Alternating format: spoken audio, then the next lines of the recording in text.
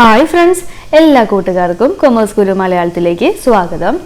അപ്പോൾ നമ്മൾ business സ്റ്റഡീസിൻ്റെ chapter 2 ആണ് ഡിസ്കസ് ചെയ്തുകൊണ്ടിരിക്കുന്നത്. ഫസ്റ്റ് പാർട്ടിൽ മാനേജ്മെൻറ്റ് പ്രിൻസിപ്പിൾസ് എന്താണെന്നുള്ളതും പാർട്ട് 2-ൽ സയൻറ്റിഫിക് മാനേജ്മെൻറ്റ് പ്രിൻസിപ്പിൾസ് ഏതൊക്കെയാണെന്നുള്ളത് നമ്മൾ ഡിസ്കസ് ചെയ്തു. കാണാത്തവരുണ്ടെങ്കിൽ 2 വീഡിയോയുടെ ലിങ്കും താഴെ ഡിസ്ക്രിപ്ഷൻ ബോക്സിൽ കൊടുക്കാം. അപ്പോൾ ലിങ്കിൽ കയറിയിട്ട് നിങ്ങൾക്ക് വീഡിയോസ് കാണാവുന്നതാണ്. അപ്പോൾ ഈ വീഡിയോയിൽ നമുക്ക് ഹെൻറി ഫയോളിൻ്റെ അഡ്മിനിസ്ട്രേറ്റീവ് മാനേജ്മെൻറ്റ് പ്രിൻസിപ്പിൾസ് ഏതൊക്കെയാണെന്നുള്ളത് നോക്കാം. അപ്പോൾ അതിനു മുമ്പ് ഹെൻറി ഫയോളിനെ കുറിച്ച് നമുക്കൊരു ഇൻട്രൊഡക്ഷൻ നോക്കാം. ഹെൻറി ഫയോളിനെ father of general or administrative management എന്നാണ് അറിയപ്പെട്ടിരുന്നത്. അതായത് അഡ്മിനിസ്ട്രേറ്റീവ് മാനേജ്മെൻറ്റിൻ്റെ പിതാവ് എന്നാണ് ഹെൻറി ഫയോൾ അറിയപ്പെട്ടിരുന്നത്. അദ്ദേഹം 1814 ജനിച്ചിട്ടുള്ളത്. ഒരു മൈനിങ് എഞ്ചിനീയർ ആയിരുന്നു. അദ്ദേഹത്തിന്റെ കരിയർ സ്റ്റാർട്ട് ചെയ്തിട്ടുള്ളത് ഒരു ഫ്രഞ്ച് കോൾ മൈനിങ് കമ്പനിയിൽ കോൾ മൈൻ എഞ്ചിനീയർ ആയിട്ടായിരുന്നു. അതിനുശേഷം ആ കമ്പനിയിൽ തന്നെ ഡയറക്ടറായിട്ട് അദ്ദേഹം പിന്നീട് വർക്ക് ചെയ്തു. അതിനുശേഷം 1916 അദ്ദേഹത്തിന്റെ ഏറ്റവും ഫേമസ് ആയിട്ടുള്ള ബുക്കാണ് ഇൻഡസ്ട്രിയൽ ആൻഡ് ജനറൽ അഡ്മിനിസ്ട്രേഷൻ എന്ന് പറയുന്ന ബുക്ക്. ആ ബുക്കിലാണ് ഈ ഹെൻറി ഫയോളിൻ്റെ ഈ 14 മാനേജ്മെൻറ്റ് പ്രിൻസിപ്പിൾസ് അദ്ദേഹം എക്സ്പ്ലെയിൻ ചെയ്തിട്ടുള്ളത്. ഓക്കെ, അപ്പോൾ ഈ ബുക്ക് പ്രകാരം 14 മാനേജ്മെൻറ്റ് പ്രിൻസിപ്പിൾസ് ആണ് ഹെൻറി ഫയോൾ ഇൻട്രൊഡ്യൂസ് ചെയ്തിട്ടുള്ളത്. അപ്പോൾ അത് ഏതൊക്കെയാണെന്നുള്ളത് 1 by 1 ആയിട്ട് നമുക്ക് ഡിസ്കസ് ചെയ്യാം. അതിൽ പറയുന്ന ഫസ്റ്റ് വണ്ണാണ് ഡിവിഷൻ ഓഫ് വർക്ക്. അതായത് ഒരു ജോലിയെ നമ്മൾ ഡിവൈഡ് ചെയ്ത് പല ഭാഗങ്ങളാക്കിയിട്ട് വേണം നമ്മൾ ആ ജോലി ചെയ്ത് തീർക്കാനായിട്ട്. അപ്പോൾ ഡിവിഷൻ ഓഫ് വർക്ക് എന്ന് പറഞ്ഞാൽ ഒരു എൻറ്റയർ വർക്കിനെ ചെറിയ ചെറിയ സ്മോൾ ടാസ്കുകളാക്കിയിട്ട് ഡിവൈഡ് ചെയ്യുന്നതിനെയാണ് നമ്മൾ ഡിവിഷൻ ഓഫ് വർക്ക് എന്ന് പറയുന്നത്. അപ്പോൾ ഒരാൾ സെയിം ജോലി റിപ്പീറ്റ് ചെയ്ത് ചെയ്തുകൊണ്ടിരിക്കുമ്പോൾ അവിടെ എന്ത് സംഭവിക്കും? സ്പെഷ്യലൈസേഷൻ സംഭവിക്കും. അതായത് അദ്ദേഹം ആ ജോലിയിൽ വളരെ സ്പെഷ്യലൈസ്ഡ് ആയിട്ടുള്ള ഒരാളായിട്ട് മാറും. ഇപ്പോൾ ഒരു എക്സാമ്പിൾ പറയുകയാണെങ്കിൽ ഒരു വീട് കൺസ്ട്രക്ട് ചെയ്യാമെന്ന് നമുക്ക് വിചാരിക്കാം. അപ്പോൾ വീട് കൺസ്ട്രക്ട് ചെയ്യുമ്പോൾ അതിൽ ഒരുപാട് ആക്ടിവിറ്റീസ് ഉണ്ടാവും അല്ലേ? സിമെൻറ്റ് കൂട്ടാൻ ഒരാളുണ്ടായിരിക്കും, അതുപോലെ തന്നെ വാർപ്പ് പണിക്ക് ഒരാളുണ്ടായിരിക്കും, അവിടുത്തെ പൈപ്പിംഗ് ചെയ്യാൻ ഒരാളുണ്ടായിരിക്കും, ഇലക്ട്രിസിറ്റി വർക്കിന്, ആശാരിപ്പണിക്ക്. അപ്പോൾ പല ജോലികൾ ചെയ്യാൻ പല ആളുകളുണ്ടായിരിക്കും. ഈ എല്ലാ ആളുകളുടെ വർക്കുകളും കൂടി ചേർന്നാലാണ് ഒരു വീടായിട്ട് മാറുന്നത് അല്ലേ? അത് തന്നെയാണ് ഈ ഡിവിഷൻ ഓഫ് വർക്കിലും പറയുന്നത്. ഒരു എൻറ്റയർ ആക്ടിവിറ്റീനെ ചെറിയ ചെറിയ ടാസ്കുകളായി ഡിവൈഡ് ചെയ്തിട്ട് ആ വർക്ക് പൂർത്തീകരിക്കുക. ഓക്കെ, അപ്പോൾ എല്ലാവർക്കും ജോലിഭാരം വരുന്നില്ല. ഓരോരുത്തർക്കും അവർക്ക് അറിയാവുന്ന പണികൾ ചെയ്യുകയും ചെയ്യും. അവർ ആ വർക്കിൽ കൂടുതൽ സ്പെഷ്യലൈസ്ഡ് ആവുകയും ചെയ്യും. അതാണ് ഡിവിഷൻ ഓഫ് വർക്ക് എന്നുള്ള പോയിന്റിൽ ഉദ്ദേശിക്കുന്നത്. ഓക്കെ, അപ്പോൾ ഹെൻറി ഫയോളിൻ്റെ ഒരു കാഴ്ചപ്പാടിൽ ഡിവിഷൻ ഓഫ് വർക്ക് പ്രകാരം നമ്മൾ ജോലി ചെയ്യുകയാണെന്നുണ്ടെങ്കിൽ സെയിം എഫേർട്ട് വെച്ചിട്ട് നമുക്ക് കൂടുതൽ ഔട്ട്പുട്ട് പ്രൊഡ്യൂസ് ചെയ്യാനും സാധിക്കും. ഈ ഡിവിഷൻ ഓഫ് വർക്ക് സ്പെഷ്യലൈസേഷന് കാരണമാവുകയും ചെയ്യും. കാരണം നമ്മൾ ഒരു ജോലി തന്നെ റിപ്പീറ്റ് ചെയ്ത് ചെയ്യുമ്പോൾ അതിലൊരുപാട് നമുക്ക് ഈസി ആയിരിക്കും നമുക്ക് ആ ജോലി ചെയ്യാനായിട്ട്. നമ്മൾ ഒരുപാട് കാലം കൊണ്ട് ചെയ്യുന്ന ഒരു ജോലിയാണ് അല്ലേ? ഓക്കെ, ഇപ്പോൾ നമുക്കറിയാം ഏതൊരു ജോലിക്ക് അപ്ലൈ ചെയ്യുമ്പോഴും അവർ എക്സ്പീരിയൻസ് ഉണ്ടോ എന്ന് ചോദിക്കും. അതെന്തുകൊണ്ടാണ്? കൂടുതൽ എക്സ്പീരിയൻസ്ഡും ട്രെയിൻഡ് ആയിട്ടുള്ള ഒരാളാണെന്നുണ്ടെങ്കിൽ ആ ജോലി അദ്ദേഹത്തിന് പെട്ടെന്ന് തന്നെ ചെയ്തു തീർക്കാൻ സാധിക്കും. ഓക്കെ, അപ്പോൾ ഇത്തരത്തിൽ കൂടുതലായിട്ട് എഫക്റ്റീവായിട്ടും എഫിഷ്യൻ്റ് ഒരു ഔട്ട്പുട്ട് ഈ ഡിവിഷൻ ഓഫ് വർക്ക് വഴി നമുക്ക് നേടിയെടുക്കാനായിട്ട് സാധിക്കും. അതുപോലെ തന്നെ വേസ്റ്റേജ് കുറയ്ക്കാനും നമുക്ക് കൂടുതൽ ഔട്ട്പുട്ട് നേടിയെടുക്കാനും ഡിവിഷൻ ഓഫ് വർക്ക് നമ്മളെ സഹായിക്കും. ഇനി അടുത്ത പ്രിൻസിപ്പിളാണ് അതോറിറ്റി ആൻഡ് റെസ്പോൺസിബിലിറ്റി. ആദ്യം എന്താണ് അതോറിറ്റി എന്നുള്ളത് നോക്കാം. Authority is the right to give orders to subordinate. അതായത് നമുക്ക് താഴെയുള്ള സബോർഡിനേറ്റിന് നമുക്ക് ഓർഡേഴ്സ് കൊടുക്കാനുള്ള ആ അധികാരത്തിനെയാണ് നമ്മൾ അതോറിറ്റി എന്ന് പറയുന്നത്. ഓർഡർ എന്ന് പറഞ്ഞാൽ ഈ ജോലി നീ ചെയ്യണം, അതെങ്ങനെ ചെയ്യണം, എപ്പോൾ ചെയ്യണം എന്ന് പറയുന്നതുമായി ബന്ധപ്പെട്ടിട്ടുള്ള ഓർഡേഴ്സ്, ഇൻസ്ട്രക്ഷൻസ് കൊടുക്കുന്നതിനെയാണ് നമ്മൾ അതോറിറ്റി എന്ന് പറയുന്നത്. റെസ്പോൺസിബിലിറ്റി എന്ന് പറഞ്ഞാൽ നമുക്ക് ലഭിച്ചിട്ടുള്ള ജോലി ഏറ്റവും നല്ല രീതിയിൽ പെർഫോം ചെയ്യുക എന്നുള്ളതാണ് നമ്മുടെ ഉത്തരവാദിത്തം എന്ന് പറയുന്നത്. അതിനെയാണ് റെസ്പോൺസിബിലിറ്റി എന്ന് പറയുന്നത്. ഓക്കെ, അപ്പോൾ ഹെൻറി ഫയോളിന്റെ ഈ അതോറിറ്റി ആൻഡ് റെസ്പോൺസിബിലിറ്റി എന്നുള്ള ഈ പ്രിൻസിപ്പിൾ പ്രകാരം അദ്ദേഹം എന്താ പോയിന്റ് ഔട്ട് ചെയ്യുന്നതെന്ന് വെച്ചാൽ ഈ രണ്ട് സംഭവങ്ങളും, അതായത് അതോറിറ്റിയും റെസ്പോൺസിബിലിറ്റിയും ഒരു ഓർഗനൈസേഷനിൽ ഉണ്ടായിരിക്കണം എന്നാണ് പറയുന്നത്. ഇപ്പോൾ ഒരാൾക്ക് നമ്മളൊരു അതോറിറ്റി കൊടുത്തു, ഒരു കാര്യത്തിൽ തീരുമാനമെടുക്കാനുള്ള അതോറിറ്റി കൊടുത്തു.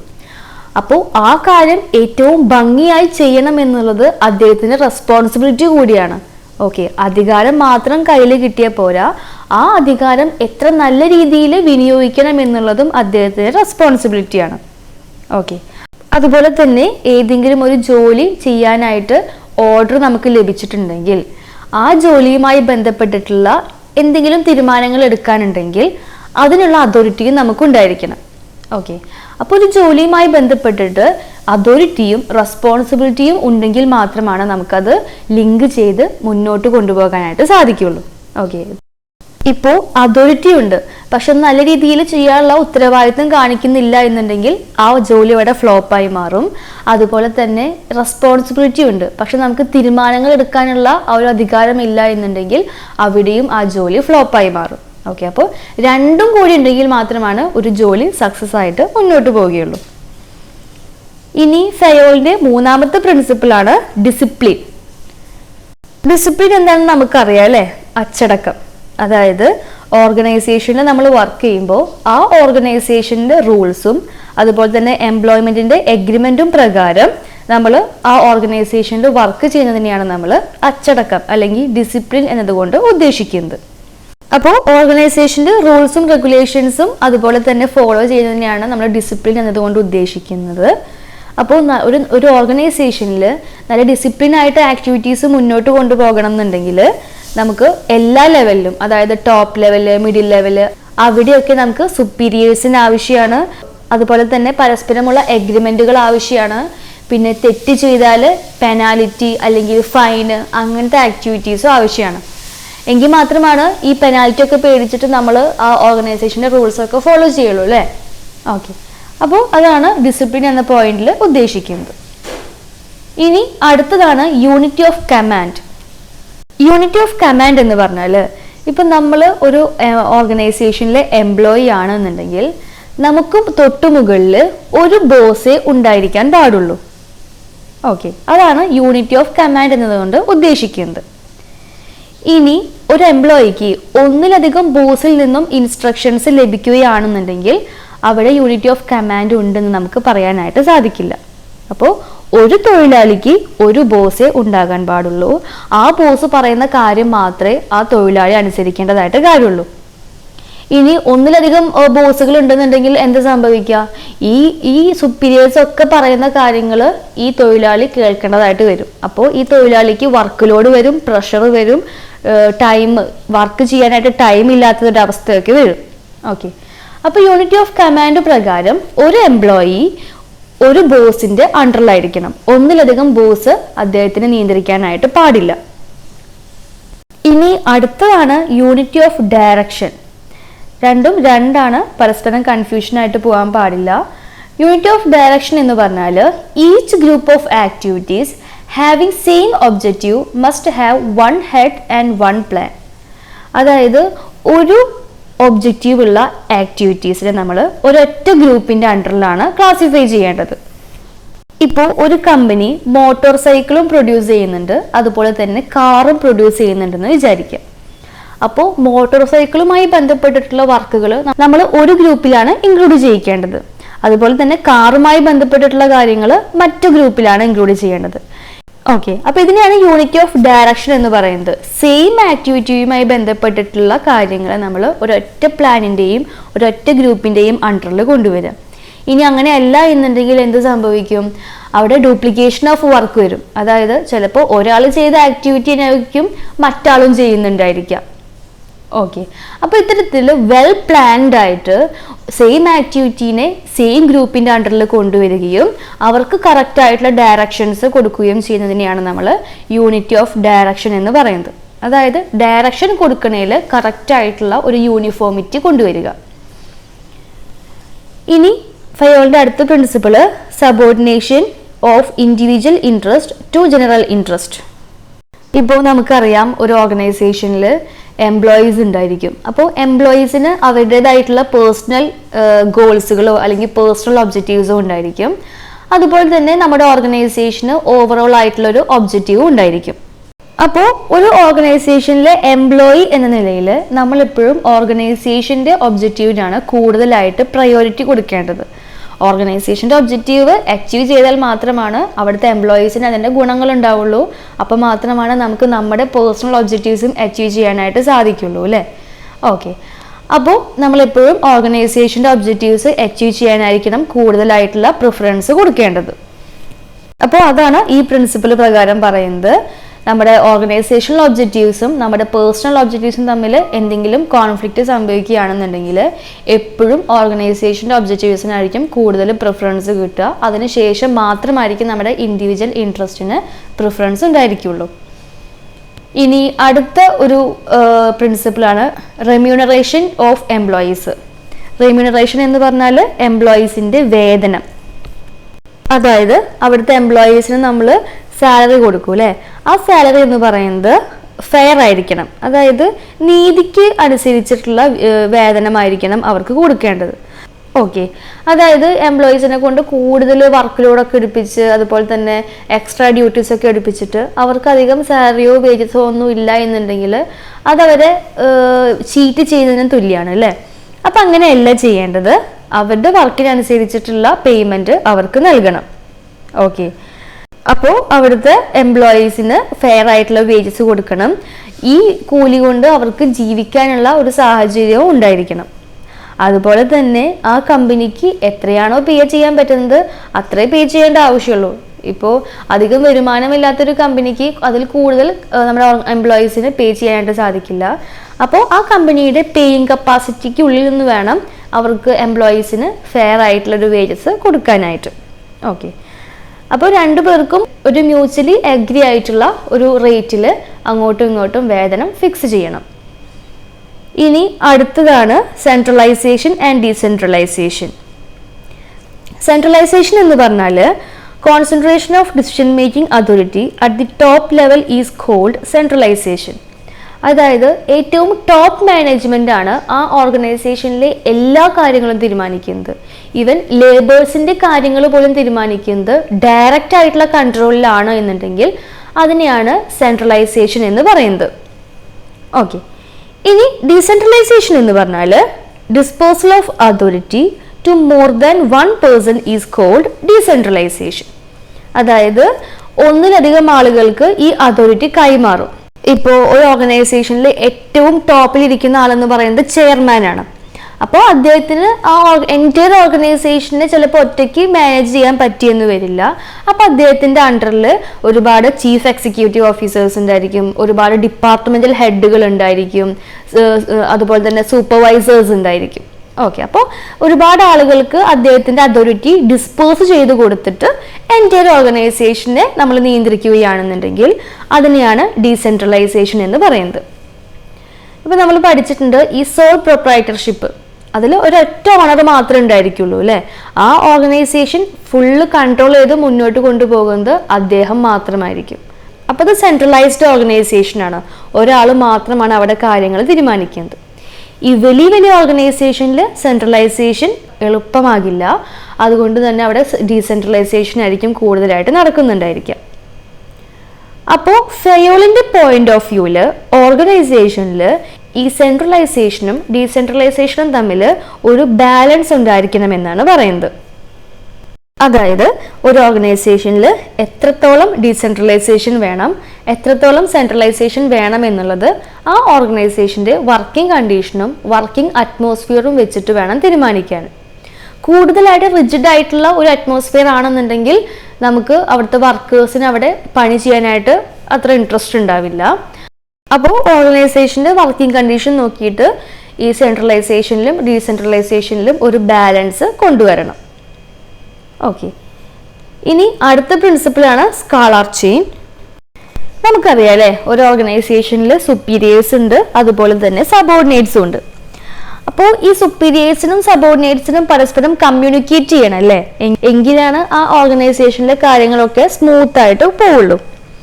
അപ്പോൾ സ്കാലർ ചെയിൻ എന്ന് പറഞ്ഞാൽ the formal lines of authority from highest to lowest rank are known as scalar chain. അതായത് ഏറ്റവും ഹൈ പൊസിഷനിൽ നിന്നും താഴെയുള്ള ആളുകൾക്ക് നമുക്ക് അതോറിറ്റി കൊടുക്കണം അല്ലേ, ഏത് ജോലി എങ്ങനെ ചെയ്യണം, എപ്പോൾ ചെയ്യണം എന്നുള്ളതുമായി ബന്ധപ്പെട്ടിട്ട്.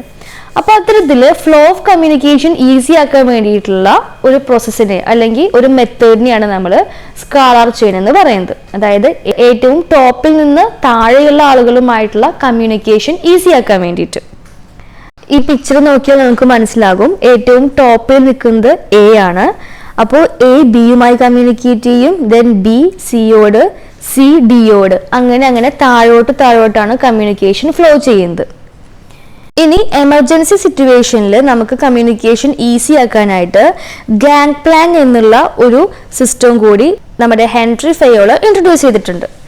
അതായത് നോർമൽ സിറ്റുവേഷനിൽ ഇപ്പോൾ ഡിക്കും ജിക്കും തമ്മിൽ കമ്മ്യൂണിക്കേറ്റ് ചെയ്യണമെന്നുണ്ടെങ്കിൽ നമ്മൾ ആദ്യം മേലോട്ട് പോകണം, അതായത് സി ബി എ, എന്നിട്ട് താഴോട്ട് വരണം, അതായത് എ ഇ എഫ്, എന്നിട്ടാണ് ജിയിലോട്ട് കമ്മ്യൂണിക്കേഷൻ എത്തുള്ളൂ. അപ്പോൾ ഗാങ് പ്ലാൻ യൂസ് ചെയ്യണമെന്നുണ്ടെങ്കിൽ സെയിം ലെവലിലുള്ള ആൾക്കാർക്ക് തമ്മിൽ നമുക്ക് ക്രോസ് ആയിട്ട് കമ്മ്യൂണിക്കേറ്റ് ചെയ്യാൻ സാധിക്കും. അതായത് ഡിക്ക് ഡയറക്റ്റ് ആയിട്ട് ജിയോട് കമ്മ്യൂണിക്കേറ്റ് ചെയ്യാം. ഓക്കെ, അപ്പോൾ ഈ ഷോർട്ട് കട്ടിനെയാണ് നമ്മൾ ഗാങ് പ്ലാൻ എന്ന് പറയുന്നത്. ഈ ഷോർട്ട് കട്ട് ആയിട്ടുള്ള ഗാങ് പ്ലാൻ ഉപയോഗിക്കുകയാണെന്നുണ്ടെങ്കിൽ ഡിലേ ഒന്നും ഇല്ലാണ്ട് നമുക്ക് പരസ്പരം കമ്മ്യൂണിക്കേറ്റ് ചെയ്യാനായിട്ട് സാധിക്കും. ഇത്തരത്തിൽ എൻറ്റയർ ഓർഗനൈസേഷനിലുള്ള ആളുകൾ തമ്മിൽ കമ്മ്യൂണിക്കേഷൻ ഫ്ലോ ചെയ്യാനും അല്ലെങ്കിൽ അതോറിറ്റി ഫ്ലോ ചെയ്യാനും ഉപയോഗിക്കുന്ന പാത്തിനെയാണ് നമ്മൾ സ്കാലർ ചെയിൻ എന്ന് പറയുന്നത്. ഇനി അടുത്ത പ്രിൻസിപ്പിളാണ് ഓർഡർ എന്ന് പറയുന്നത്. എന്താണ് ഓർഡർ എന്ന് പറഞ്ഞാൽ? ഒരു ഓർഗനൈസേഷനിലെ വസ്തുക്കളെയും അതുപോലെ തന്നെ പീപ്പിൾസിനെയും പ്രോപ്പർ ആയിട്ടുള്ള സ്ഥലങ്ങളിൽ അറേഞ്ച് ചെയ്ത് വെക്കുന്നതിനെയാണ് നമ്മൾ ഓർഡർ എന്ന് പറയുന്നത്. അപ്പോൾ ഹെൻറി ഫയോളിന്റെ പോയിന്റ് ഓഫ് വ്യൂവിൽ ഒരു ഓർഗനൈസേഷനിൽ എല്ലാ വസ്തുക്കൾക്കും അതുപോലെ തന്നെ എല്ലാ ഹ്യൂമൻസിനും അവരുടേതായിട്ടുള്ള സ്ഥാനങ്ങൾ ഉണ്ടെന്നാണ് പറയുന്നത്. മെയിനായിട്ടും രണ്ട് തരത്തിലുള്ള ഓർഡറാണുള്ളത്. ഒന്ന് മെറ്റീരിയൽ ഓർഡർ, അതായത് ആ ഓർഗനൈസേഷനിലുള്ള വസ്തുക്കൾ അറേഞ്ച് ചെയ്ത് വെക്കുന്നതിനെയാണ് നമ്മൾ മെറ്റീരിയൽ ഓർഡർ എന്ന് പറയുന്നത്. ഇപ്പോൾ ഒരു ഓർഗനൈസേഷനിൽ റോ മെറ്റീരിയൽസ് ഉണ്ടാവും അല്ലേ, അതുപോലെ തന്നെ സെമി ഫിനിഷ്ഡ് ഗുഡ്സ് ഉണ്ടായിരിക്കും, ഫിനിഷ്ഡ് ഗുഡ്സ് ഉണ്ടായിരിക്കും. അപ്പോൾ അവിടുത്തെ ഗുഡ്സ് അതിൻ്റെതായിട്ടുള്ള ഓർഡറിൽ കീപ്പ് ചെയ്യുന്നതിനെയാണ് മെറ്റീരിയൽ ഓർഡർ എന്ന് പറയുന്നത്. അതുപോലെ തന്നെ ആ ഓർഗനൈസേഷനിലുള്ള ഹ്യൂമൻ ബീയിങ്സിനെ അവരുടെ ക്വാളിഫിക്കേഷൻ അനുസരിച്ചിട്ടും അവരുടെ കപ്പാസിറ്റിക്ക് അനുസരിച്ചും അവർക്ക് അനുയോജ്യമായിട്ടുള്ള ജോലിയിൽ അറേഞ്ച് ചെയ്ത് വെക്കുന്നതിനെയാണ് നമ്മൾ സോഷ്യൽ ഓർഡർ എന്നും പറയുന്നത്. അപ്പോൾ ഓരോ വസ്തുക്കളെയും അതിൻ്റെതായിട്ടുള്ള സ്ഥലങ്ങളിൽ കറക്റ്റ് അറേഞ്ച് ചെയ്ത് വെക്കുന്നതിനെയാണ് നമ്മൾ ഓർഡർ എന്നുള്ള പ്രിൻസിപ്പിളിൽ ഉദ്ദേശിക്കുന്നത്. അപ്പോൾ നിങ്ങൾ ഓരോ പ്രിൻസിപ്പിൾ പഠിക്കുമ്പോഴും ഇത് ഒരു ഓർഗനൈസേഷനിൽ എങ്ങനെയാണ് അപ്ലൈ ചെയ്യുന്നത് എന്നുള്ള ആ ചിന്തയോട് കൂടിയിട്ട് പഠിക്കാൻ ശ്രമിക്കുക കേട്ടോ. അപ്പോൾ നമുക്ക് കൂടുതൽ എക്സാമ്പിൾസ് എഴുതാനും പഠിക്കാൻ കുറച്ചുകൂടി ഈസി ആയിട്ട് മാറും. ഇനി ഹെൻറി ഫയോളിന്റെ 11ാമത്തെ പ്രിൻസിപ്പിളാണ് ഇക്വിറ്റി. ഇക്വിറ്റി എന്ന് പറഞ്ഞാൽ ഓർഗനൈസേഷനിലുള്ള ഒരേ പൊസിഷനിലുള്ള ആളുകളെ ഒരേപോലെ ട്രീറ്റ് ചെയ്യുക എന്നുള്ളതാണ് ഇക്വിറ്റി എന്നുള്ള പ്രിൻസിപ്പിൾ കൊണ്ട് ഉദ്ദേശിക്കുന്നത്. This principle suggests that a fair and just treatment is assured to people in similar position. Same പൊസിഷനിൽ ഇരിക്കുന്ന ആളുകൾക്ക് ഈക്വൽ ആയിട്ടുള്ള ട്രീറ്റ്മെൻറ്റ് തന്നെയായിരിക്കണം അവിടെ കൊടുക്കേണ്ടത്. അവിടെ ജാതിയുടെ പേരിലോ അല്ലെങ്കിൽ സെക്സിൻ്റെ പേരിലോ ഭാഷയുടെ അടിസ്ഥാനത്തിലോ അതുപോലെ തന്നെ വിശ്വാസങ്ങളുടെ അടിസ്ഥാനത്തിലോ നാഷണാലിറ്റിയുടെ അടിസ്ഥാനത്തിലോ ഒന്നും വേർതിരിവ് കാണിക്കാനായിട്ട് പാടില്ല. ഇപ്പോൾ ചില ഓർഗനൈസേഷനിലുണ്ട് സെയിം പൊസിഷനിലിരിക്കുന്ന സ്ത്രീക്കും അതുപോലെ തന്നെ പുരുഷനും ഡിഫറെൻ്റ് ആയിട്ടുള്ള സാലറി ആയിരിക്കും കൊടുക്കുന്നുണ്ടായിരിക്കാം. അപ്പോൾ സെയിം പൊസിഷനിലിരിക്കുന്ന ആളുകൾക്ക് ഇത്തരത്തിലുള്ള ഡിസ്ക്രിമിനേഷൻ ഒന്നും പാടില്ല, എല്ലാവരെയും ഒരുപോലെ തന്നെ ട്രീറ്റ് ചെയ്യണം. അതുപോലെ തന്നെ ഓർഗനൈസേഷനിൽ ഫേവറൈറ്റിസം അതുപോലെ തന്നെ നെപ്പോട്ടിസം ഒഴിവാക്കണം. ഫേവറൈറ്റിസം എന്ന് പറഞ്ഞാൽ ചില ആളുകളോട് ചിലപ്പോൾ നമുക്ക് കൂടുതൽ ഒരു ഇഷ്ടം ഉണ്ടായിരിക്കും, അവർ കൂടുതൽ ട്രീറ്റ് ചെയ്യുക, അതൊന്നും ഉണ്ടായിരിക്കരുത്. ദെൻ നെപ്പോട്ടിസം എന്ന് പറഞ്ഞാൽ ഇപ്പോൾ ചെയർമാൻ്റെ മക്കൾ, അപ്പോൾ അവർക്ക് കൂടുതൽ സ്ഥാനം നമ്മൾ കൊടുക്കുക. ഓക്കെ, അപ്പോൾ അത്തരത്തിലുള്ള വേർതിരിവുകളോ പാർഷ്യാലിറ്റിയോ ഒന്നും ഓർഗനൈസേഷനിൽ കാണിക്കാനായിട്ട് പാടില്ല. ഇനി അടുത്ത പ്രിൻസിപ്പിള് സ്റ്റെബിലിറ്റി ഓഫ് പെർസോണൽ, അതായത് അവിടുത്തെ എംപ്ലോയീസിനെ, അതായത് ആ ഓർഗനൈസേഷനിലെ എംപ്ലോയീസിനെ സ്റ്റേബിളായിട്ട് നിലനിർത്തി കൊണ്ടുപോവുക. എംപ്ലോയീസിൻ്റെ ടേൺ ഓവർ മാക്സിമം കുറച്ചിട്ട് ഓർഗനൈസേഷൻ്റെ എഫിഷ്യൻസി മാക്സിമൈസ് ചെയ്യാനാണ് നമ്മൾ ശ്രമിക്കേണ്ടത്. എംപ്ലോയി ടേൺ ഓവർ എന്നതുകൊണ്ട് ഉദ്ദേശിക്കുന്നത് എംപ്ലോയീനെ പെട്ടെന്ന് മാറ്റുക. ഇപ്പോൾ ഒരാളെ നമ്മൾ അപ്പോയിൻറ്റ് ചെയ്തു, അപ്പോൾ അദ്ദേഹത്തെ നമുക്ക് ഇഷ്ടമായില്ലെങ്കിലോ അല്ലെങ്കിൽ അദ്ദേഹത്തിൻ്റെ വർക്ക് ഇഷ്ടമായില്ല എന്നുണ്ടെങ്കിൽ നമ്മൾ 1 മാസം കൊണ്ട് തന്നെ അയാളെ ഡിസ്മിസ് ചെയ്യും, ദെൻ വേറെ ആളെ അപ്പോയിൻറ്റ് ചെയ്യും. അപ്പോൾ അത്തരത്തിൽ പെട്ടെന്ന് എംപ്ലോയീസിനെ മാറ്റുന്നതിനെയാണ് നമ്മൾ എംപ്ലോയി ടേൺ ഓവർ എന്ന് പറയുന്നത്. അപ്പോൾ ഇത്തരത്തിലുള്ള എംപ്ലോയി ടേൺ ഓവർ മാക്സിമം നമ്മൾ കുറയ്ക്കാനായിട്ട് ശ്രമിക്കുക. ഓക്കെ, ഒരു ഓർഗനൈസേഷനിൽ ഒരു എംപ്ലോയിനെ സെലക്ട് ചെയ്യുക എന്ന് പറയുന്നത് തന്നെ ഒരുപാട് പ്രൊസീജിയേഴ്സിലൂടെ കടന്നു പോയിട്ടുള്ളൊരു ആക്ടിവിറ്റിയാണ്. ഓക്കെ, അപ്പോൾ ഇത്രയധികം ആക്ടിവിറ്റീസിലൂടെ കടന്നു പോയിട്ട് നമുക്ക് പെട്ടെന്ന് തന്നെ ആ എംപ്ലോയിനെ ഒഴിവാക്കാൻ പാടില്ല. അദ്ദേഹത്തിന് ആവശ്യമായിട്ടുള്ള സമയം കൊടുക്കണം നല്ല രീതിയിൽ പെർഫോം ചെയ്യാനായിട്ട്. കാരണം പുതിയൊരു ഓർഗനൈസേഷനിൽ എൻട്രി ചെയ്യുമ്പോൾ അവിടുത്തെ കാര്യങ്ങളൊക്കെ പഠിച്ചു വരാനായിട്ട് കുറച്ച് സമയമെടുക്കും. അപ്പോൾ എംപ്ലോയീസ് എങ്ങനെയാണ് പെർഫോം ചെയ്യുന്നതെന്ന് മനസ്സിലാക്കാൻ വേണ്ടിയിട്ട് കുറച്ച് സമയം കൊടുക്കുക എംപ്ലോയീസിന്.